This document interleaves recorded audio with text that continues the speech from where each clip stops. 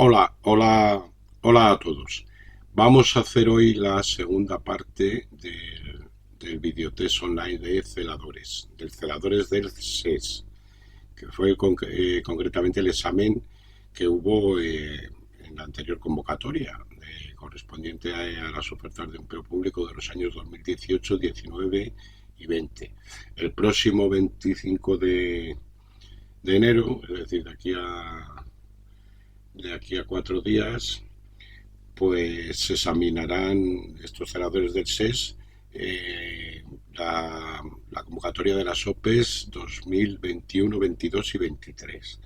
Y antes de ayer hicimos las 40 primeras preguntas de este examen que tiene 76. Ya sabéis que a mí estos tan largos se me hacen bola y por eso este lo he dividido.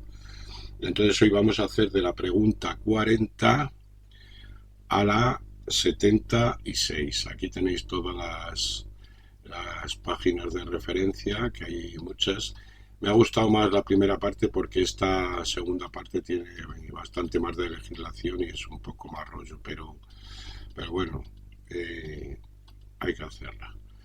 Bueno, vamos a ir a la pregunta 41 para empezar esta segunda parte, este segundo vídeo de este examen.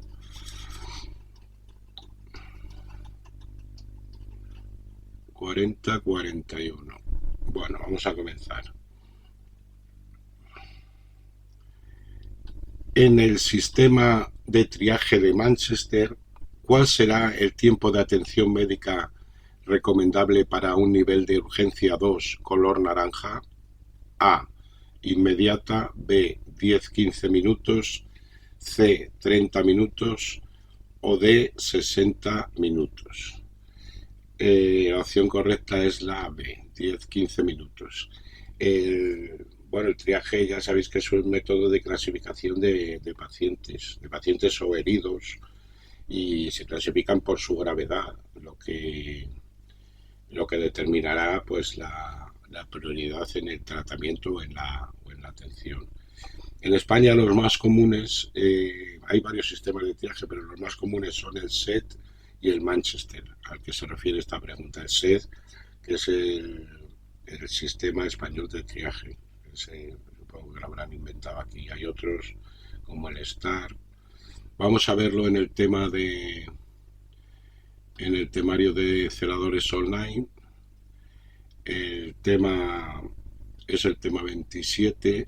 Mirar aquí, emergencias, el tema 28, perdón, correspondientes a las emergencias extrahospitalarias. Repito, temario de celadores online, imprescindible para aprobar las oposiciones de celador de cualquier comunidad autónoma o servicio de salud. Vamos a ver aquí los sistemas de triaje y en concreto el Manchester. Vale, pues aquí no están. Es que es en el tema 27. En la actuación del celador en el servicio de urgencias. El otro tema es relativo a las emergencias. Mirad, aquí están los triajes, un vídeo sobre el triaje, el sistema de triaje STAR que os he comentado, aunque no se usa mucho en España, el sistema de triaje SET, que es el español, sistema español de triaje, y el sistema de triaje Manchester.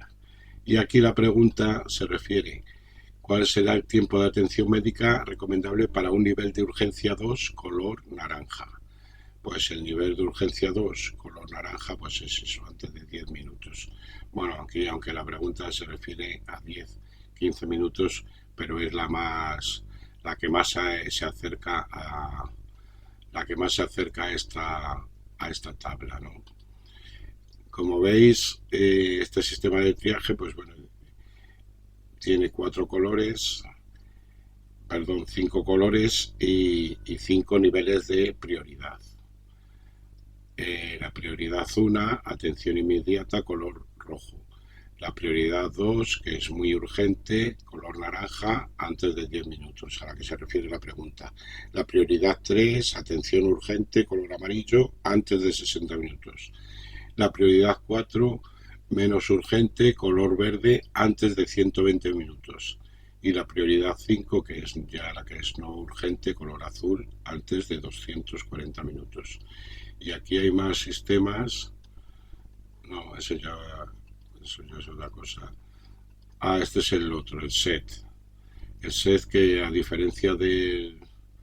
También son 5 niveles, solo que cambian los colores. En vez del amarillo hay un color negro que se refiere al no urgente. Bueno, ya veis, aquí podéis informaros o estudiar bien los sistemas de triaje en este tema, el tema 27, actuación del celador en el servicio de urgencias. Vamos a pasar a la segunda pregunta, la 42, no la segunda, la 42, porque hemos empezado por la 41. ¿Qué fase del decálogo prehospitalario implica la puesta en marcha del sistema de emergencias? A, alarma, B, alerta, C, triaje y D, soporte vital básico y avanzado. La opción correcta es la A, la fase de alarma. El decálogo prehospitalario pues es ni más ni menos que los protocolos que tienen los servicios de emergencia, que son 10 puntos, como por eso se llama decálogo, 10 puntos. El primero es la alerta, la segunda la alarma, la tercera la aproximación, el cuarto el aislamiento, el 5 el triaje, el sexto el soporte vital básico o avanzado, el séptimo la estabilización, el octavo el transporte, el noveno la transferencia y el 10 la reactivación. Por eso aquí habla de cuál implica la puesta en marcha del sistema de emergencia, pues es el segundo punto, ¿no? Que es la alarma. La alerta es estar pendiente. Mirar aquí en este otro que es el que primero vi, viene el decálogo prehospitalario. Y la fase de alerta se define como la actitud de espera y listo.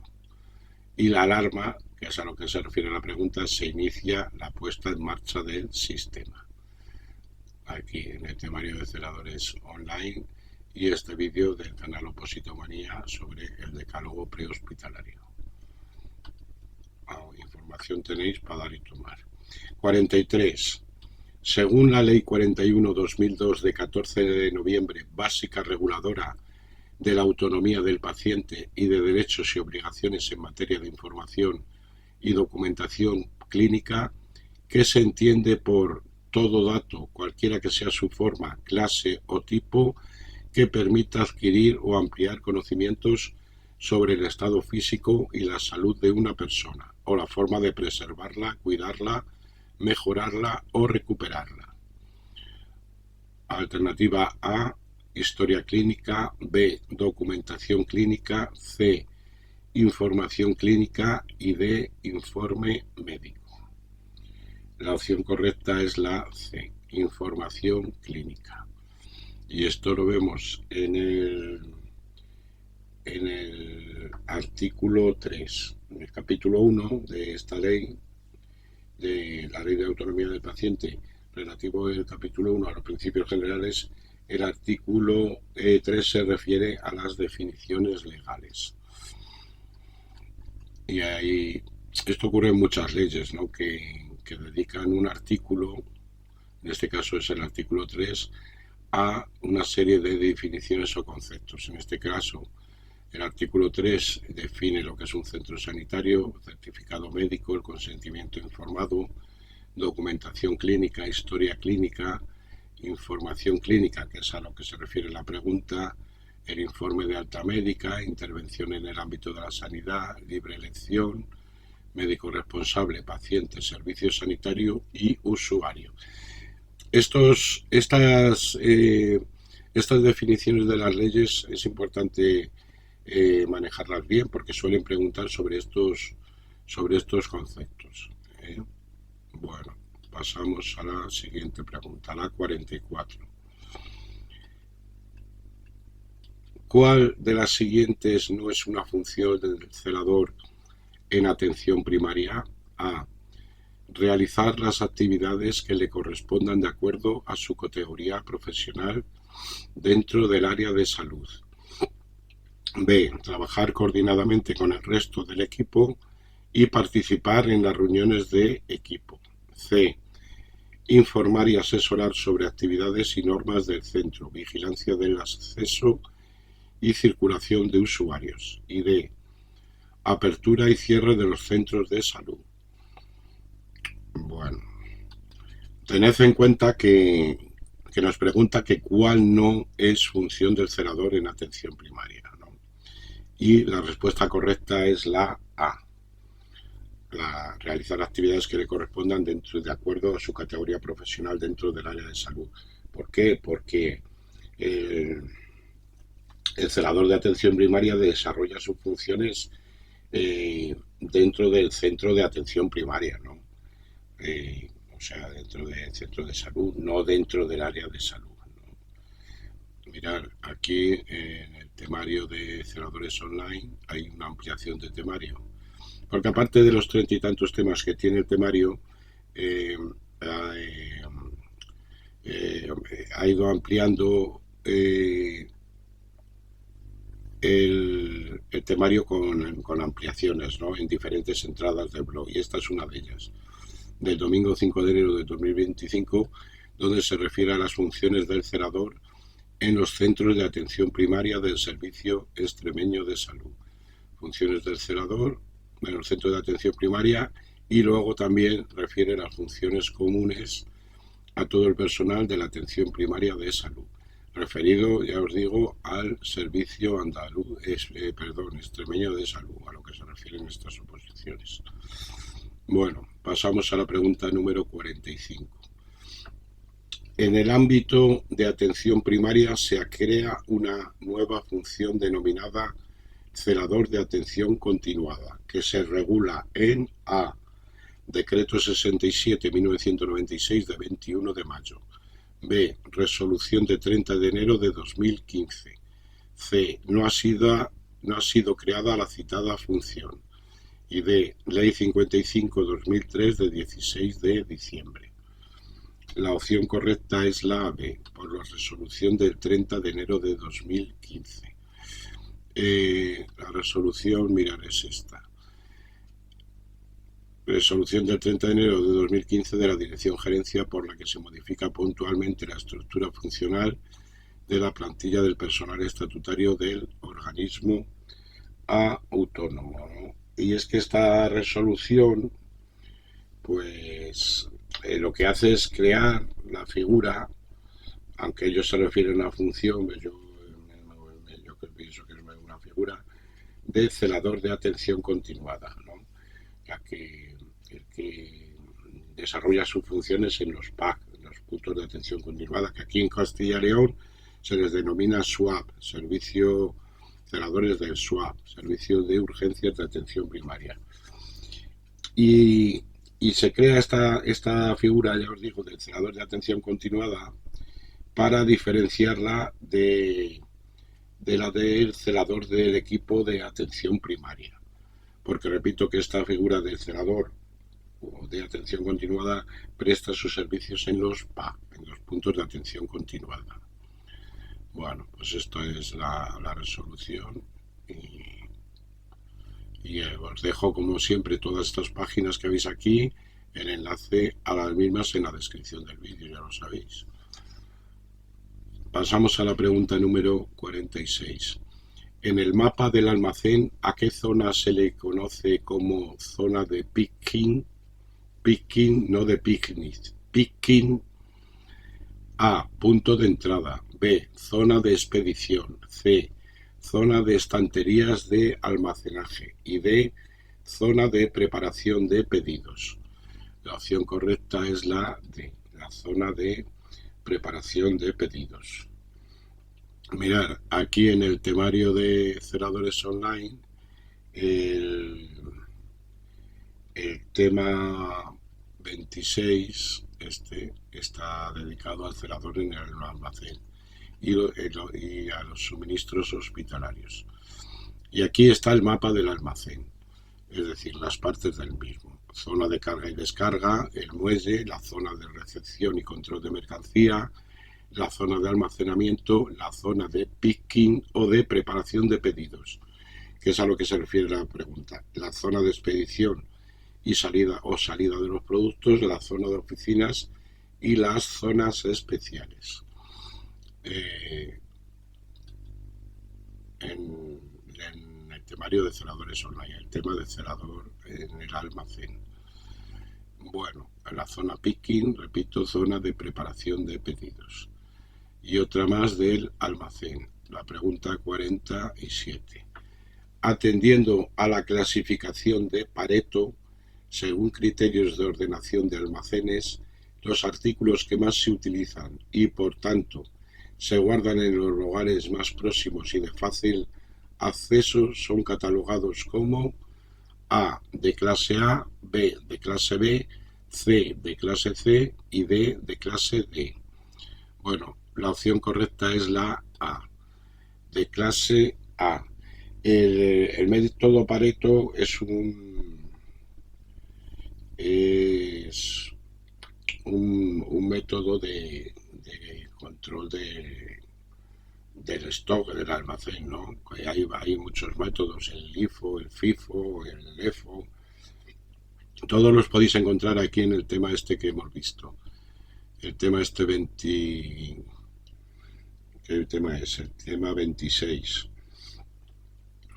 del temario de celadores online. Y en concreto lo que hace este método de Pareto es clasificar los artículos en tres grandes categorías: A, B y C. Los de categoría A son los más utilizados, ¿no? Y están en los lugares más próximos del almacén. Los de categoría B son ya los de consumo intermedio, que están, pues eso, en un lugar intermedio del almacén. Y los de categoría C son los menos utilizados, que están colocados en la parte menos accesible del almacén.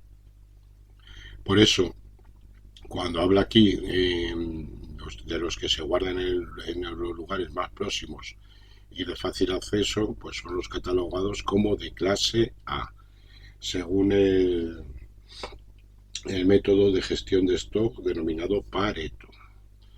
Pasamos a la pregunta número 48.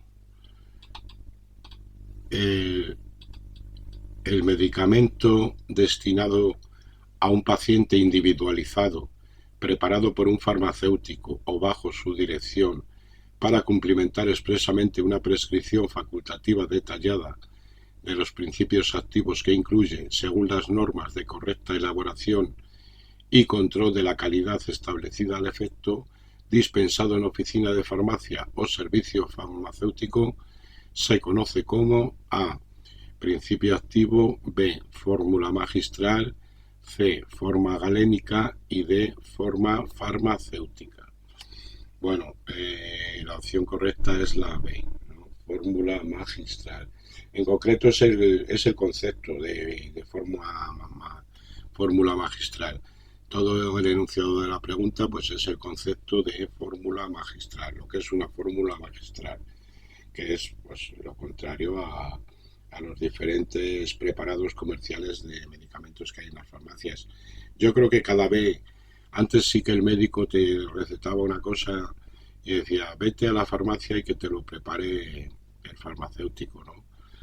Pues eso era una fórmula magistral. Ahora ya pues siempre te recetan pues eso, ya pues medicamentos comerciales. Debe ser que claro que con las fórmulas magistrales pues no les dan comisión, y con los medicamentos los medicamentos comerciales, claro, los laboratorios sí les dan por lo menos regalos. Pero ya os digo que yo creo que cada vez los farmacéuticos hacen menos fórmulas magistrales. Pasamos a la pregunta 49. Según el decreto 109-2015 de 19 de mayo por el que se regula la producción y gestión de los residuos sanitarios en Extremadura, ¿qué grupo de residuos sanitarios se generan en el área de citostáticos del servicio de farmacia? A. Grupo 2, B. Grupo 3, C. Grupo 4 y D. Grupo 5. Bueno, la respuesta correcta es la C, el grupo 4. Volvemos al imprescindible temario de celadores online y aquí hay un anexo, aparte del temario, las ampliaciones de temario con diferentes entradas del blog también tiene una serie de anexos y uno de ellos está dedicado a la gestión de los residuos sanitarios en las diferentes comunidades autónomas y a la gestión de los residuos sanitarios del Servicio Extremeño de Salud, con esta tabla buenísima que recoge los 8 grupos de residuos sanitarios que hay que tiene catalogados el Servicio Extremeño de Salud. Aquí están los sanitarios y aquí los no sanitarios. Los sanitarios son del grupo 2 al grupo 5. Y vemos dentro de estos grupos de residuos sanitarios que el grupo 4 está dedicado a los residuos sanitarios de medicamentos citotóxicos y citostáticos, que son a los que se refiere la pregunta. ¿Qué grupo de residuos sanitarios se generan en el área de citostáticos del servicio de farmacia? La respuesta correcta, el grupo 4. Y con el vídeo imprescindible, porque los residuos sanitarios es un rollo patatero. ¿Por qué? Porque como hay 17 comunidades autónomas, pues hay 17 clasificaciones de residuos sanitarios. Cada comunidad autónoma hace su propia legislación o ha hecho su propia legislación sobre residuos sanitarios. Entonces, si te presentas al celador de Extremadura y luego de Andalucía, pues te tienes que estudiar la clasificación de los residuos sanitarios, tanto en Extremadura como en Andalucía y viceversa. Ya os digo, un rollo. Pasamos a la pregunta número 50. ¿No es una dirección de correo electrónica o email válido? Bueno, no os voy a leer las direcciones. javier.pepe.1234@gmail.com. La alternativa B. Matías1212@hotmail.es. C. Javier12 mayor que 34@gmail.com. Y alternativa D, la respuesta D, M12AT12 más IAS @educares.es. Bueno, ¿cuál no es válida? Pues la alternativa C. ¿Por qué? ¿Por qué no es válida? Porque no todos los caracteres especiales pueden utilizarse en las direcciones de correo electrónico. Mira, en las direcciones pueden utilizarse guiones, el guión bajo también, y algunos signos, como por ejemplo el signo de más, ¿no? ¿no? Aquí lo veis, sí es válido. Pero otros caracteres especiales, como por ejemplo el signo mayor que, pues no se puede utilizar. Y entonces esta no es una dirección de correo válido. De todas formas, esto cuando vais a daros de alta o vais a crear un correo y ponéis un signo de estos prohibido, pues el propio sistema te dice que no está autorizado utilizar esos signos en el correo, ¿no? Pero ya os digo, algunos caracteres especiales sí se pueden poner, como los guiones, los puntos, los guiones bajos, y otros como mayor o menor que, pues no. Pasamos a la pregunta número 51. En el paquete Office Word, ¿Cuál es el nombre de la opción que permite incluir contenido en la parte superior de cada página impresa? A. Título. B. Encabezado. C. Pie de página. O D. Párrafo. La opción correcta es la B. Encabezado. Es la opción que permite incluir contenido en la parte superior de cada página. Y lo contrario, pues el pie de página, que es la opción que permite incluir contenido en la parte inferior de cada página, el encabezado y el pie de página. Madre mía, tengo una carraspera voy a ver si tomo un poco café.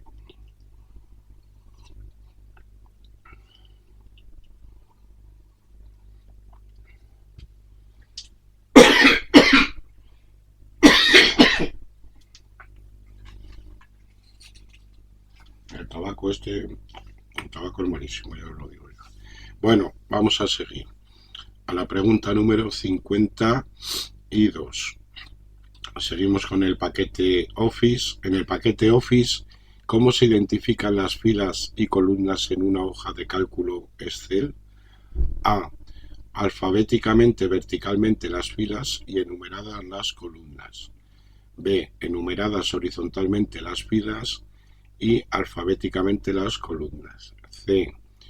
Enumeradas verticalmente las filas y alfabéticamente horizontalmente las columnas. Y D.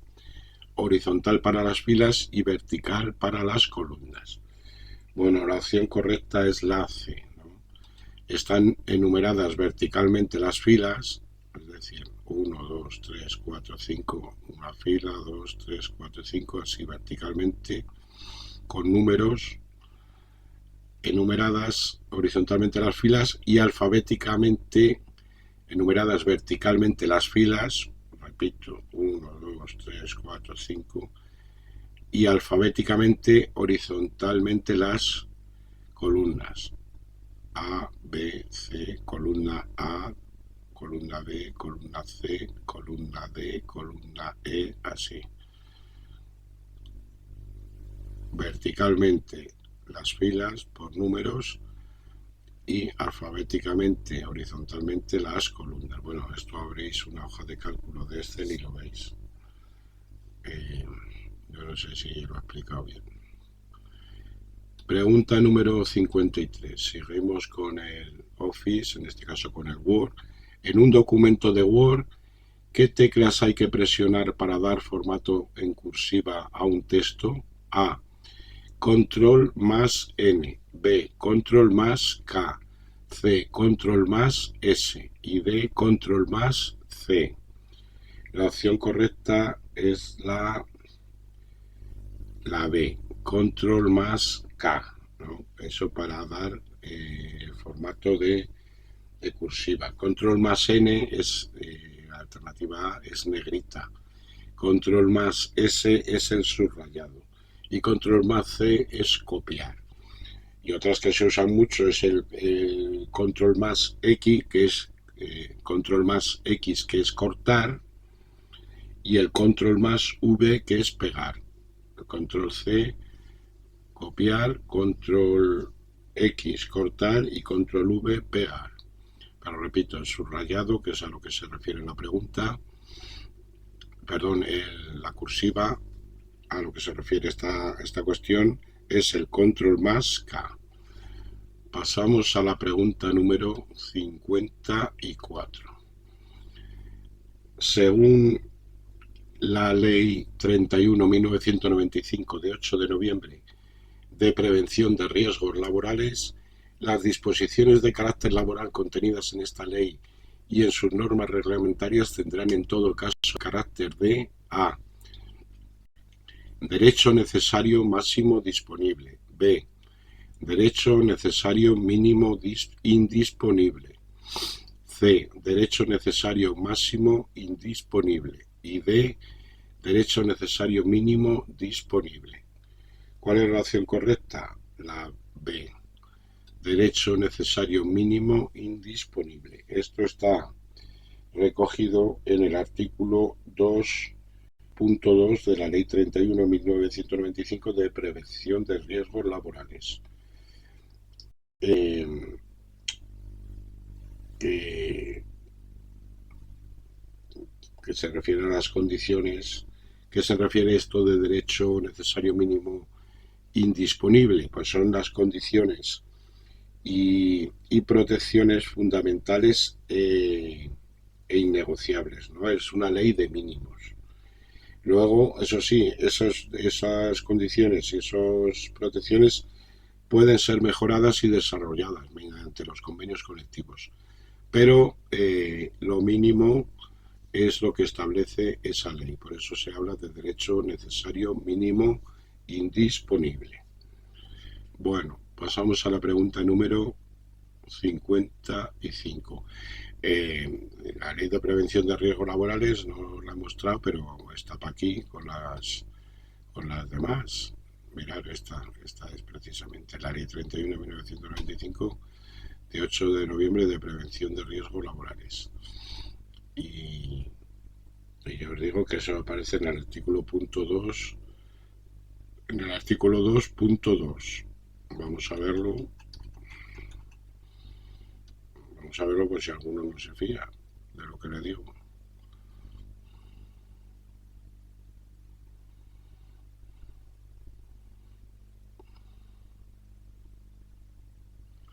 ¿No ves?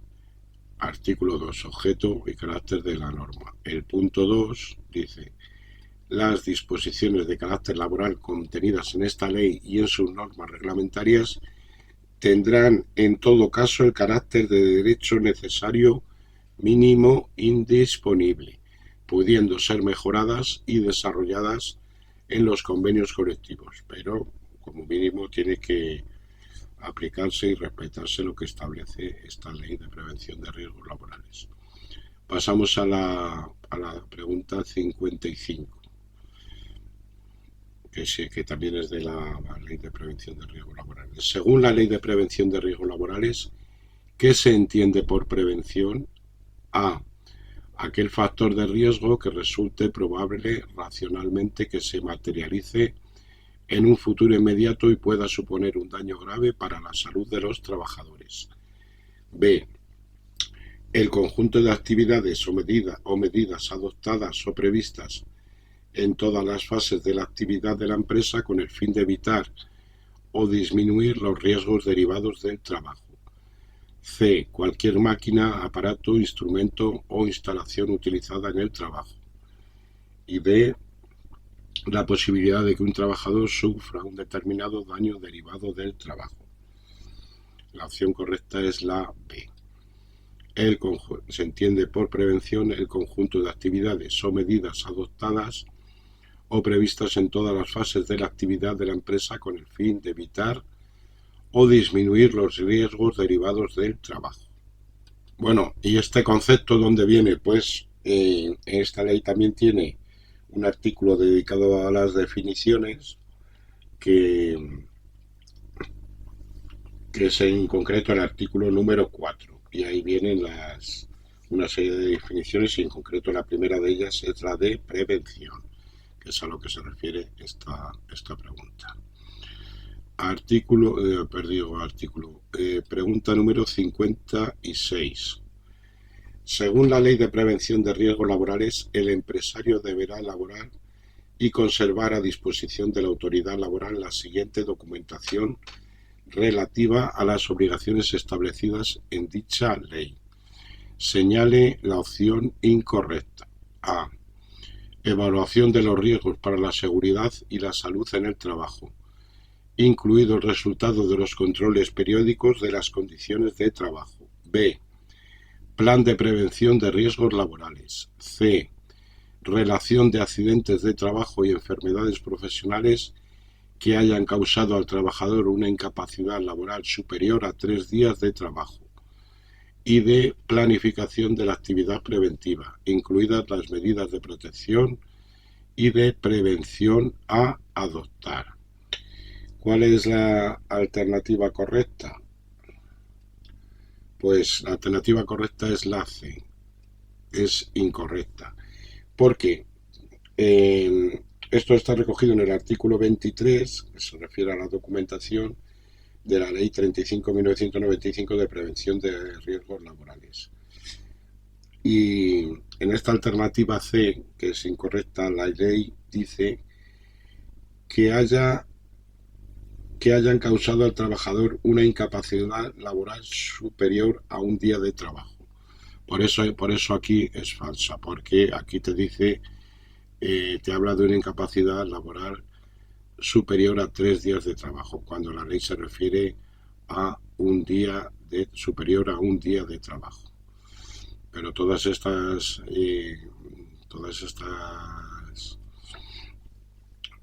documentaciones las deberá elaborar el empresario y para tenerlas a disposición de la autoridad laboral, pero esta se refiere a que es falsa porque aquí habla de 3 días y en la ley habla solo de un día de trabajo. Bueno, pasamos a la pregunta número 57. Según la Ley de Prevención de Riesgos Laborales, seguimos con la Ley de Prevención de Riesgos Laborales, los trabajadores tendrán derecho a efectuar propuestas dirigidas a la mejora de los niveles de protección de la seguridad y la salud en la empresa a el Comité de Seguridad y Salud, b, el empresario y los órganos de participación y representación, c, los delegados de prevención y d, las organizaciones sindicales. La opción correcta es la B, al empresario y a los órganos de participación y representación. Tienen derecho los trabajadores a efectuarles propuestas dirigidas a mejorar los niveles de protección de la seguridad y la salud. Y esto está recogido en el artículo 18, que se refiere a información, consulta y participación de los trabajadores. En concreto, artículo 18.2 de la Ley 31.1985 de 8 de noviembre de prevención de riesgos laborales. Pregunta número 58. Según la Ley 40/2015 de 1 de octubre del régimen jurídico del sector público, el punto de acceso electrónico cuya titularidad corresponda a una administración pública, organismo público o entidad de derecho público que permite el acceso a través de Internet a la información publicada y, en su caso, a la sede electrónica correspondiente, se entiende como a, actuación administrativa electrónica, b, carpeta ciudadana, c, portal de Internet y d, firma electrónica del personal de servicio de las administraciones públicas. La opción correcta es la C, portal de Internet. ¿Dónde viene esto recogido? Pues en el artículo 39, que además se denomina así, portal de Internet. E incluye pues este concepto, el entrecomillado que viene aquí, pues lo incluye textualmente, literalmente, ese artículo, el artículo 39 de la Ley 40/2015 de 1 de octubre del régimen jurídico del sector público. Bueno, pasamos a la pregunta número 59. Otra sobre la Ley de régimen jurídico del sector público. Según la Ley de régimen jurídico del sector público, ¿qué se entiende por actuación administrativa automatizada? A, cualquier acto o actuación realizada íntegramente a través de medios electrónicos por una administración pública en el marco de un procedimiento administrativo y en la que haya intervenido de forma directa un empleado público. B, cualquier acto o actuación realizada íntegramente a través de medios electrónicos por una administración pública en el marco de un procedimiento administrativo y en la que no haya intervenido de forma directa un empleado público. C, cualquier acto o actuación realizada íntegramente a través de medios electrónicos por un empleado público. Y B es aquel acto o actuación realizada por la administración pública por el cual da autorización a un empleado público para que actúe sobre un procedimiento administrativo en representación de ésta. Bueno, la opción correcta es la B. ¿Y esto dónde está recogido? Pues en el artículo 41 de esta ley de régimen jurídico del sector público. El artículo 41 que además se refiere a lo que es una actuación administrativa automatizada. Como veis, esta y esta son iguales, solo que al final del enunciado dice en la alternativa y en la que haya intervenido de forma directa un empleado público. Y en la alternativa B, que es la correcta, finalmente termina diciendo y en la que no haya intervenido de forma directa un empleado público. Por eso es la correcta, ¿no? Por eso se habla de actuación administrativa automatizada, porque si interviene el empleado público, pues ya no sería automatizada, ¿no? Sería que la hace pues un funcionario, por la ayuda de un funcionario. Repito, la opción correcta, la B, he recogido esto en el artículo 41 de la Ley de Régimen Jurídico del Sector Público. Pasamos a la pregunta número 60. Según se establece en el artículo 4 de la Ley de Igualdad entre Mujeres y Hombres y contra la violencia de género en Extremadura, la situación en que se encuentra una persona que en atención a su sexo haya sido o pudiera ser tratada de manera menos favorable que otra en situación homóloga se denomina A. Discriminación directa, B. Acoso sexual, C. Discriminación indirecta y D. Discriminación positiva. La opción correcta es la A. Discriminación directa. Esto está recogido en la ley que se refiere el enunciado de la pregunta, la ley de igualdad entre mujeres y hombres y contra la violencia de género en Extremadura, en el artículo 4, como dice también el propio enunciado, pero es que ese artículo 4 se refiere a las definiciones. Repito, como en otras leyes, como ya hemos visto las definiciones de la ley de prevención de riesgos laborales, pues aquí en el artículo 4 pues esto se incluye definiciones sobre lo que es una discriminación directa, como en este caso, o una discriminación indirecta, o una representación equilibrada, o un acoso sexual, pues todos esos conceptos o definiciones vienen recogidas en el artículo 4 de esta ley, de igualdad entre mujeres y hombres y contra la violencia de género en Extremadura. Pasamos a la pregunta número 61. Me está costando a mí hacer el test este porque aparte que es una legislación que es un tostón, es que tiene tanto texto que se me seca la boca. Y ando aquí con el café y tal, pero nada. Me entra la tos. Bueno, venga, vamos a seguir. A ver si acabamos. Ya queda poco. Bueno, un poco no, queda bastante, no sé. Venga, 61. ¿Qué consejería es la competente del control del cumplimiento de la obligación que tiene la Administración de la Comunidad Autónoma de Extremadura de hacer un uso no sexista de todo tipo de lenguaje en el ámbito administrativo, según el artículo 27 de la Ley de Igualdad entre Mujeres y Hombres y contra la violencia de género de Extremadura? A. La Consejería competente en asuntos de salud y políticas sociales. B. La Consejería competente en asuntos de educación. C. La Consejería competente en materia de igualdad y cultura. Y D. La Consejería competente en asuntos de presidencia. Bueno, la opción correcta es la D. La Consejería competente en asuntos de presidencia. Esto está recogido en el artículo 27, que se refiere al lenguaje e imagen no sexista.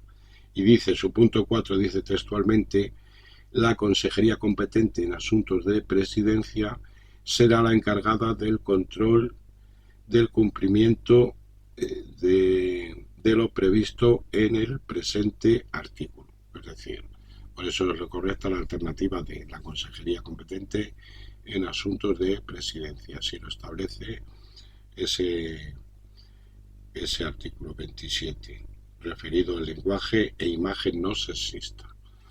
Pasamos a la pregunta número 62. Según el artículo 26 de la Ley de Igualdad entre Mujeres y Hombres y contra la Violencia de Género en Extremadura, ¿qué órgano emitirá el informe de evaluación de impacto de género sobre el anteproyecto de la Ley de Presupuesto? A. La Comisión de Impacto de Género de los Presupuestos. B. El Consejo de Gobierno. C. El Consejo Extremeño de Participación de las Mujeres. Y D. El Instituto de la Mujer de Extremadura. La opción correcta es la A. La Comisión de Impacto de Género de los Presupuestos. ¿Y esto dónde está recogido?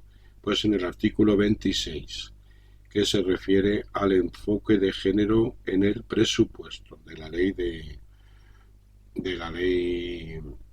igualdad entre hombres y mujeres de Extremadura. Artículo 26, que dice en su punto 1, dice una serie de cosas, dice: y a tal fin la Comisión de Impacto de Género de los Presupuestos emitirá el informe de evaluación de impacto de género sobre el anteproyecto de la Ley de Presupuestos. Por eso es la Comisión de Impacto de Género de los Presupuestos. La respuesta correcta. La alternativa A. Pregunta número 63.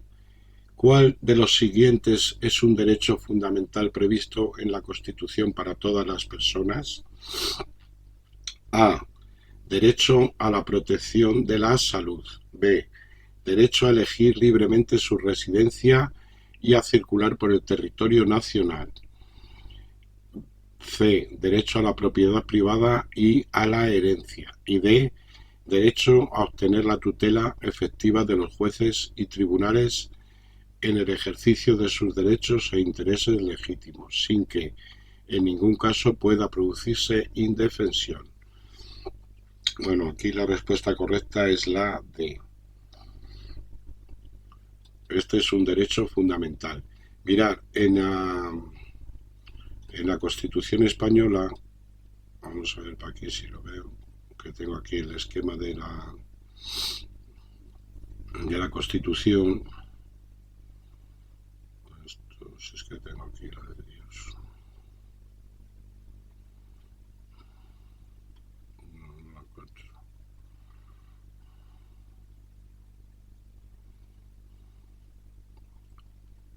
Aquí está. Bueno, en la Constitución Española de 1978, el título 1 está dedicado a los derechos y deberes fundamentales, ¿no? Que este título consta de 5 capítulos.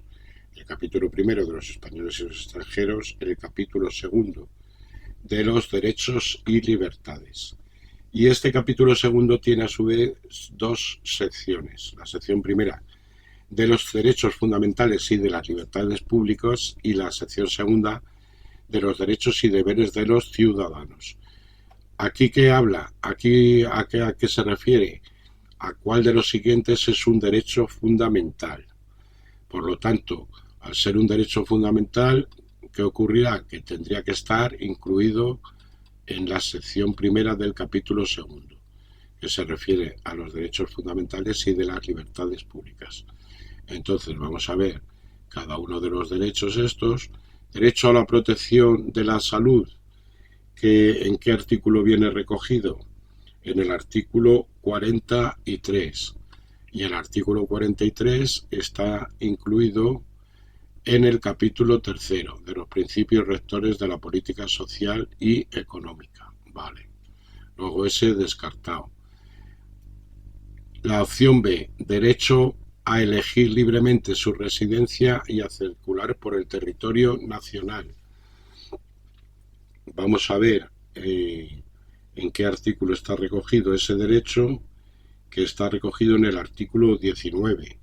Vaya, pues el artículo 19, como veis aquí, los artículos del 15 al 29, está incluido dentro de los derechos fundamentales y de las libertades públicas. Y en cambio, aquí dan por correcta la D, porque la C, el derecho a la propiedad privada y a la herencia, está recogido en el artículo 33, que volvemos aquí al esquema, y el artículo 33 está recogida dentro en la sección segunda de los derechos y deberes de los ciudadanos. El artículo 33, luego tampoco es un derecho fundamental. Y el derecho a tener la tutela efectiva está recogido en el artículo 24. Luego este sí es uno de los derechos fundamentales. Entonces aquí resulta que tenemos dos descartadas, la A y la C, pero en cambio la B y la D son derechos fundamentales. Entonces, ¿por qué nos hemos decantado por la alternativa D? Por la coletilla de todas las personas. Porque el derecho a elegir libremente su residencia y a circular por el territorio nacional,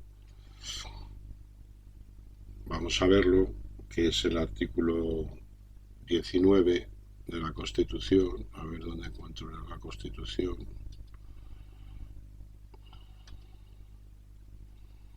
Artículo 19.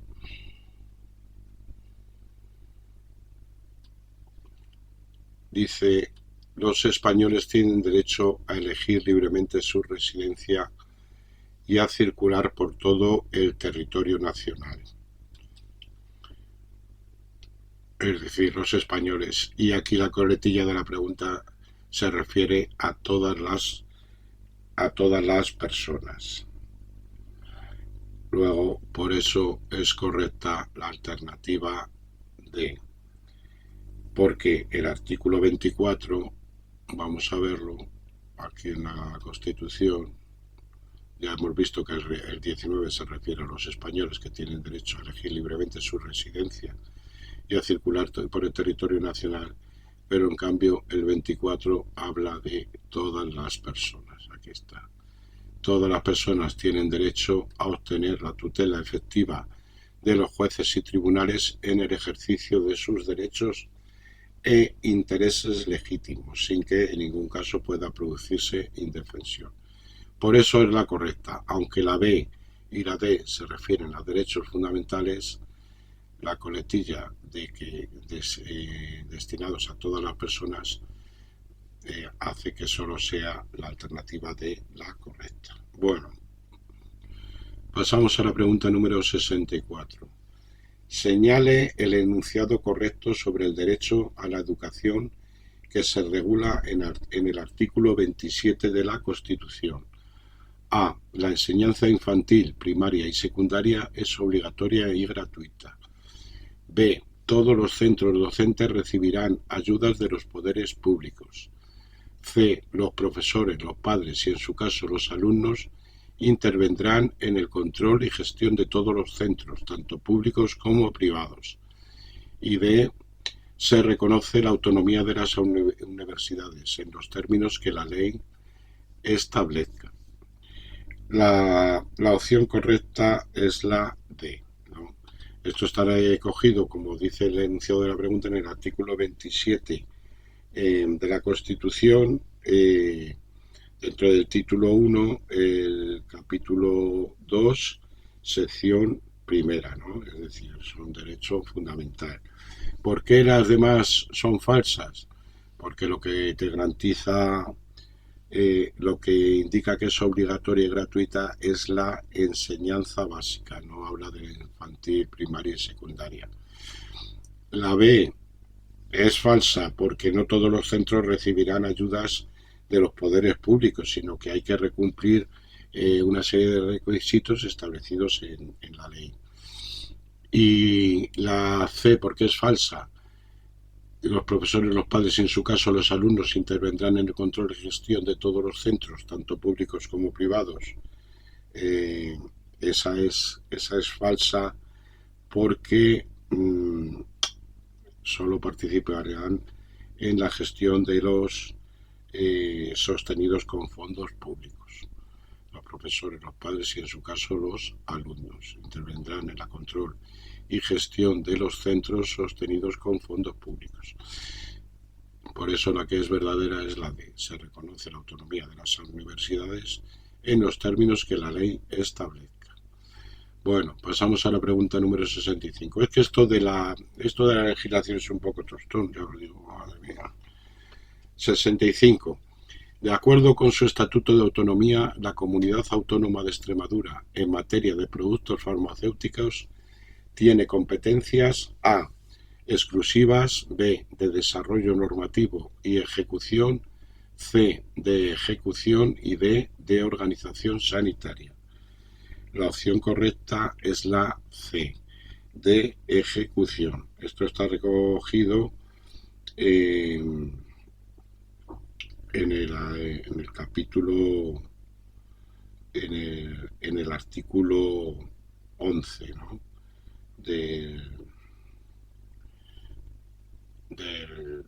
Estatuto de Autonomía, que habla de las competencias de ejecución, y en el punto 6 se refiere a los productos farmacéuticos. Repito, el artículo 11 del Estatuto de Autonomía de Extremadura habla de las competencias de ejecución, y en el punto número 6 de ese artículo 11 se refiere a los productos farmacéuticos. Por eso esta es la opción correcta, de ejecución, competencia de ejecución. Bueno, artículo número 66. Pregunta número 66. Asegurar en el ámbito de la comunidad autónoma el respeto al orden constitucional y al resto del ordenamiento jurídico, adoptando las medidas que fuesen necesarias en el marco de las competencias que le son propias, es una atribución del presidente de la Junta de Extremadura como A, supremo representante de la comunidad autónoma, B, presidente de la Junta de Extremadura, C, representante ordinario del Estado y D, diputado electo de la Asamblea de Extremadura. La opción correcta, bueno, esta pregunta está anulada por el tribunal, pero la opción correcta que dieron por correcta era la C, representante ordinario del Estado. ¿Por qué? Porque esa es la correcta, así está establecido en el artículo 26 del Estatuto de Autonomía, de las atribuciones. Vamos a ver aquí el Estatuto de Autonomía, el Estatuto Marco, el Estatuto de Autonomía, artículo 26.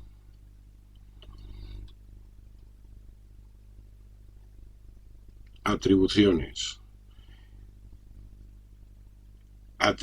Tiene atribuciones como supremo representante de la comunidad autónoma, como representante ordinario del Estado y como presidente de la Junta de Extremadura. Esta en concreto, asegurar en el ámbito de la comunidad autónoma el respeto al orden constitucional y al resto del ordenamiento jurídico, adoptando las medidas que fuesen necesarios en el marco de las competencias que les son propias, donde aparece, pues, como representante ordinario del Estado.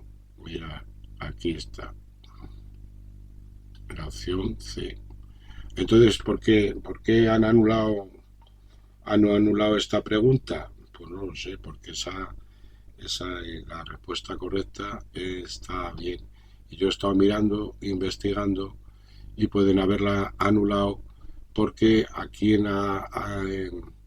hace referencia a que es una atribución del presidente de la Junta de Extremadura. En cambio, aquí este artículo a las atribuciones está incluido dentro de este capítulo 2, que hace referencia al presidente de Extremadura, no al presidente de la Junta de Extremadura. A lo mejor por eso la han anulado, no lo sé. Pero bueno, el caso es que está anulada, aunque esa sí que era la respuesta correcta. Pasamos a la pregunta número 67. ¿Produce la pérdida de la condición de personal estatutario de los servicios de salud? A. La pena de inhabilitación absoluta, cuando hubiera adquirido firmeza. B. La sanción disciplinaria de suspensión de funciones superiores a 6 meses. C. La falta de incorporación al servicio, institución o centro dentro del plazo. Y D. La incapacidad especial. La opción correcta es la A. Y así está establecida en el artículo 21, que se refiere al artículo 21 de la Ley 55/2003 del Estatuto Marco del Personal Estatutario de los Servicios de Salud. Este artículo 21 se refiere a la pérdida de la condición de personal estatutario fijo. Vienen ahí, mirad, aquí está la Ley 51 de la Ley 55/2003 del Estatuto Marco, el artículo 21, vamos a verlo, y aquí vienen las causas de la extinción de la condición de personal estatutario fijo, que incluye a la que se refiere la alternativa A, la pena, que es la correcta, la pena de inhabilitación absoluta cuando hubiera adquirido firmeza. La pena principal o accesoria de inhabilitación absoluta y, en su caso, la especial para empleo o cargo público o para el ejercicio de la correspondiente profesión. Pasamos a la pregunta número 68. La clasificación del personal estatutario de gestión y servicios se efectúa en función del título exigido para el ingreso de la siguiente forma. A. Personal de formación universitaria y personal de formación profesional. B. Personal de formación universitaria, personal de formación profesional y otro personal. C. Licenciados con título de especialista en ciencias de la salud, licenciados sanitarios, diplomados con títulos especialistas de ciencias de la salud, diplomados sanitarios y técnicos. Y D. Técnicos superiores y técnicos. Bueno, la opción correcta es la B. Personal de formación universitaria y formación de formación profesional y otro personal. Mirad, aquí en la clasificación del personal estatutario hay 3 tipos de clasificación, ¿no? Por la función desarrollada, por el nivel de título exigido para el ingreso y por el tipo de nombramiento. Como la pregunta hace referencia al nivel de título exigido para el ingreso, el personal estatutario sanitario se divide en personal de formación universitaria y de formación profesional. Pero la pregunta hace referencia a cómo se clasifica el personal estatutario de gestión y servicios por el nivel de título exigido para el ingreso, que es de formación universitaria, de formación profesional y otro personal. Esta tabla está muy bien, pues la he sacado como siempre hago, le fusilo todo a la pobre Sonso, del temario de celadores online, de la nueva clasificación del personal estatutario actualizado a 2022, que es cuando se produjo una de tantas reformas que ha habido del Estatuto Marco, que ahora están con una reforma integral, a ver si acaban, porque ya llevan año y pico con ello. Pero bueno, en esas reformas se produjeron estas 3 clasificaciones del personal estatutario. Bueno, pasamos a la pregunta número 69. Según la Ley de Salud de Extremadura, ¿a quién corresponde establecer los principios generales que han de informar la política de salud en la Comunidad Autónoma de Extremadura con relación al sistema sanitario público? A la Asamblea de Extremadura. B, a la Junta de Extremadura. C, a la Consejería responsable en materia de sanidad. Y D, a las corporaciones locales. La opción correcta es la C, a la Consejería responsable en materia de sanidad.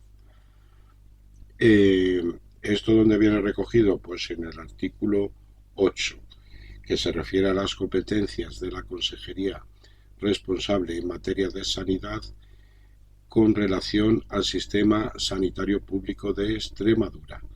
Y vienen ahí, pues, establecer los principios generales que han de informar la política de salud en la Comunidad Autónoma de Extremadura. Viene referido en el punto 1, letra A, de este artículo 8 que os acabo de decir, de la Ley 10/2001 de 28 de junio de Salud de Extremadura. Bueno, pasamos a la pregunta número 70. ¿Es un órgano de dirección y gestión del Servicio Extremeño de Salud? A, el Consejo General. B, el Consejo de Dirección. C, la Dirección General de Salud Pública. Y D, el Consejero de Sanidad y Políticas Sociales. La opción correcta es la C, la Dirección General de Salud Pública. Y esto está establecido en el artículo 3, relativo a la organización, del decreto 221/2008 de 24 de octubre, por el que se aprueban los estatutos del organismo autónomo Servicio Extremeño de Salud. Aquí está. Bueno, pues en donde está en el artículo 3.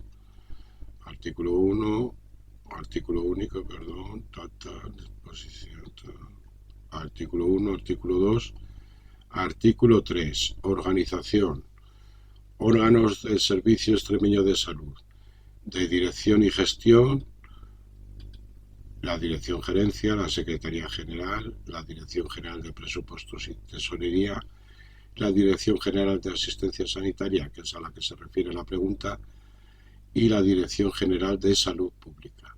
Otro tipo de órganos de control y participación en la gestión, que es el Consejo General. Y por último, otro tipo de órganos de coordinación, el Consejo de Dirección. Pero aquí habla de que cuál es un órgano de dirección y gestión del Servicio Extremeño de Salud. Y la opción correcta es la B, la Dirección General de Salud Pública. Bueno, pues hemos acabado.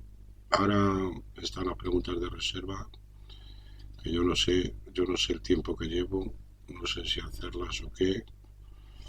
A ver cuánto llevamos. Madre mía, 1 hora y 8 minutos. Bueno, venga, vamos a hacerlas. Pregunta número 71, de reserva I6. ¿Qué es el armazón de Volkmann? A, es un accesorio que facilita la incorporación del paciente mediante un trapecio que le sirve de apoyo. B, es un arco de protección para evitar el roce del paciente con las sábanas.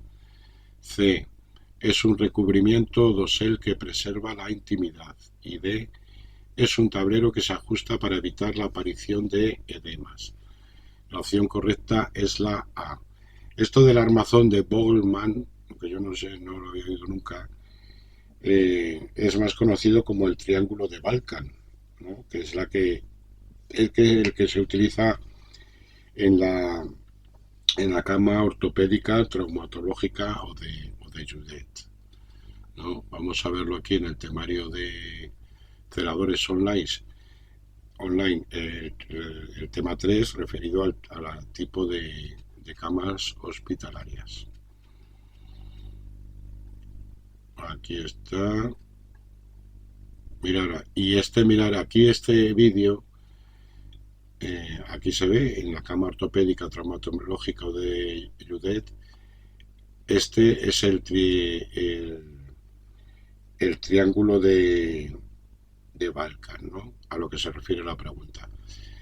Esta es una lista de reproducción. Como veis, hay un vídeo para cada uno de tipo de cama ortopédica, digo, de cama hospitalaria. Está muy bien. Os recomiendo esta lista porque así veis todos los tipos de camas hospitalarias. Vamos a ver la foto de la, aunque es esta de aquí, pero bueno, aquí también se ve mejor. Esta es la cama ortopédica o de Judek. Y este es el triángulo de Balkan. Triángulo de Balkan. Lo que pasa que estos en la pregunta lo llaman armazón de Bolman, para tirarse más el pisto. Bolman. Pero es lo mismo, el triángulo de Balkan que el armazón de Bolman. Es un accesorio que facilita la incorporación del paciente mediante un trapecio que le sirve de apoyo. Pregunta número 72. Según el Estatuto Marco del Personal Estatutario de los Servicios de Salud, se acordará el cese del personal interino. Bueno, esta pregunta, no voy a leer todo este tostón, porque esta pregunta ya os digo que está obsoleta.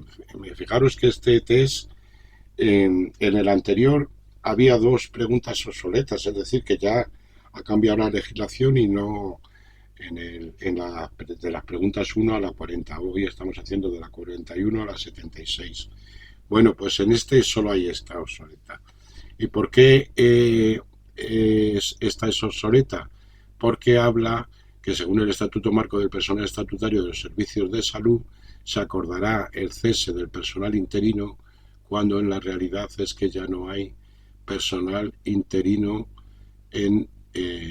dentro del personal estatutario, porque atendiendo a la nueva clasificación del personal estatutario por el tipo de nombramiento, volvemos a la tabla esta del temario de celadores online, la clasificación, repito, del personal estatutario por el tipo de nombramiento, hay personal estatutario fijo, personal estatutario temporal y personal estatutario sustituto. Luego ya no hay personal interino. Luego la respuesta, o sea, la pregunta es obsoleta y no la vamos a hacer. Pregunta número 73. ¿Cómo debe colocarse el celador para cambiar de posición a un paciente encamado con hemiplegia? A. Del lado que no conserva su movilidad. B. Frente al paciente sujetando las axilas. C. Del lado que conserve su movilidad. Y D. Del lado con hemiplegia proporcionando un apoyo seguro. Bueno, la opción correcta es la C. Del lado que conserva su movilidad. Esto ya lo hemos visto Esta pregunta es más comprometida, ¿no? Esto lo hemos visto en cómo ayudar a un enfermo hemipléjico en la deambulación, cómo lo ayudaría el celador, y es por el lado que conserva la movilidad. ¿Por qué? Porque el celador, digamos que hace la función de bastón, ¿no? Y un hemipléjico, ¿por qué lado coge el bastón? Pues por el lado bueno, porque lo puede agarrar, si no, no lo podría agarrar, ¿no? Pues el celador, como hace, digamos, esa función de bastón, se tiene que poner por el lado bueno.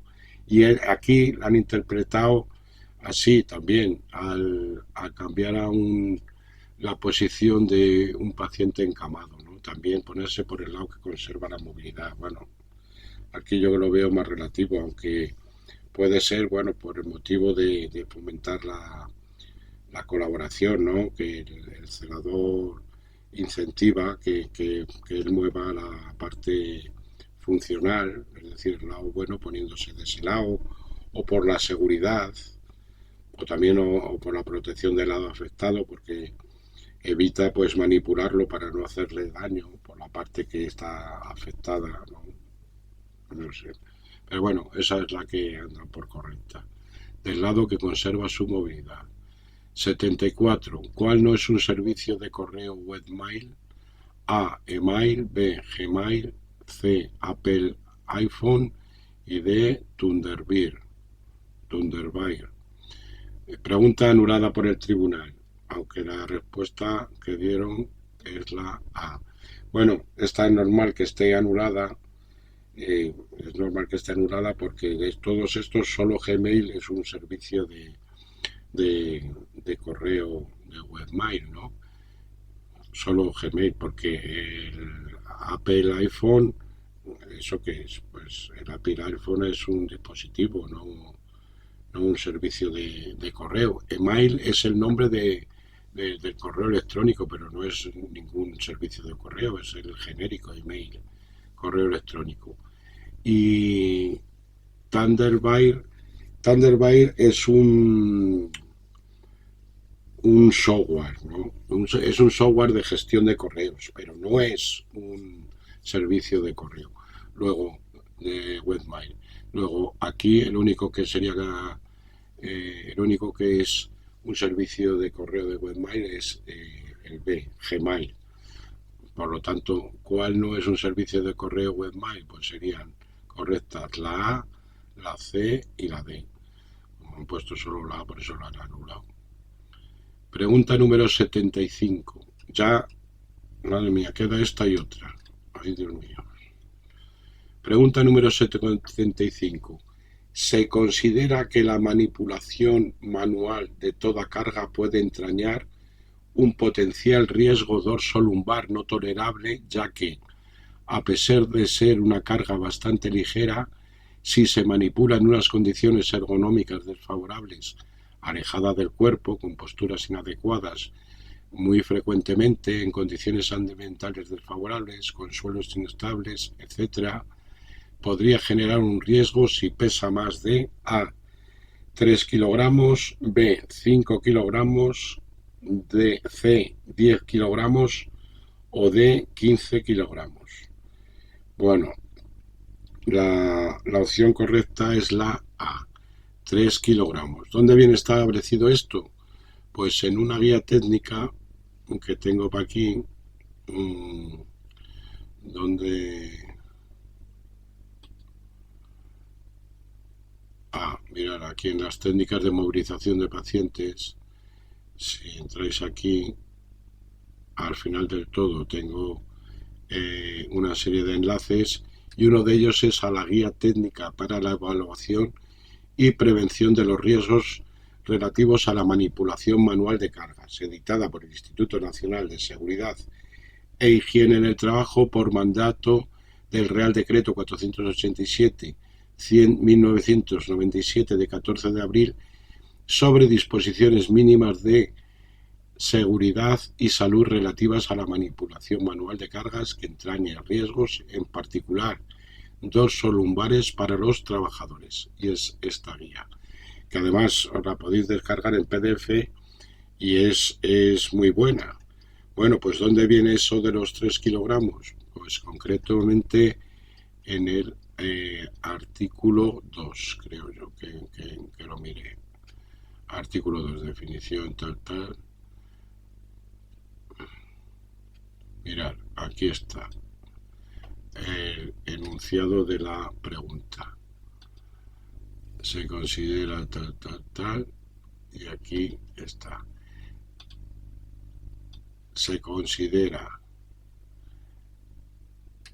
que la manipulación manual de toda carga que pese más de 3 kilogramos puede entrañar un potencial riesgo dorsolumbar no tolerable, ya que a pesar de ser una carga bastante ligera, si se manipula en unas condiciones ergonómicas desfavorables, alejada del cuerpo con posturas inadecuadas, muy frecuentemente en condiciones ambientales desfavorables o con suelos inestables, etc., podría generar un riesgo.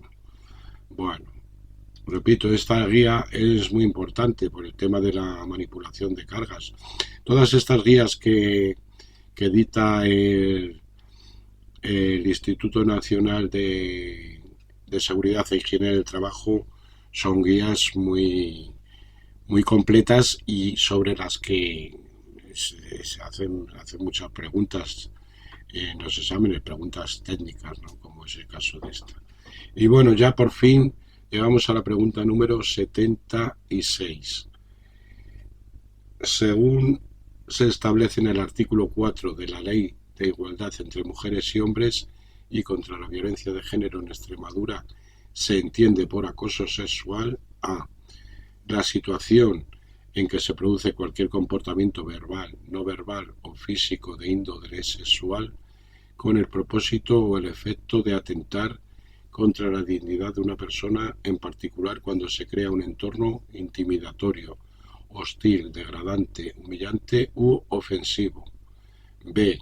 La situación en que se produce cualquier comportamiento verbal o físico de índole sexual con el propósito o el efecto de atentar contra la dignidad de una persona. C. La situación en que se produce cualquier comportamiento solamente físico de índole sexual con el fin de atentar contra la dignidad de la persona. Y D. La situación en que se produce un comportamiento relacionado con el sexo de una persona con el propósito o el efecto de atentar contra la dignidad de una persona y crear un entorno intimidatorio, hostil, degradante, humillante y ofensivo. No me digáis que es que leer este enunciado es que ya vas con la lengua afuera. Bueno, la respuesta correcta es la A y no la voy a volver a repetir. No lo voy a volver a leer. ¿Dónde viene esto? En el artículo 4, que se refiere a las definiciones, el artículo 4 de la Ley 8/2011 de 23 de marzo de igualdad entre mujeres y hombres y contra la violencia de género en Extremadura. Este artículo 4 se refiere a las definiciones, como hemos visto en otras leyes. Y en concreto, el punto 6 de ese artículo 4 se refiere al acoso sexual y dice literalmente lo que viene aquí establecido en la alternativa A. Por eso es la respuesta correcta. Y hemos acabado este test. Mirad, aquí tenéis el vídeo del otro día y luego pondré el de hoy, el vídeo segundo. Bueno, nada más. Si os ha gustado, si no os he dado mucho tostón y si os compadecéis de mí, de lo que he sufrido con este test, pues darle al me gusta, suscribiros al canal si os ha servido de ayuda y si no estáis suscritos ya, y activar la campanilla para que YouTube os avise de los nuevos vídeos que vaya subiendo. Todas las páginas de referencia que hemos abierto y las leyes, os dejo el enlace a las mismas en la descripción del vídeo. Nada más. Hasta el próximo videotest online y oye, también suerte a los que os examináis el día 25 en Extremadura. Adiós.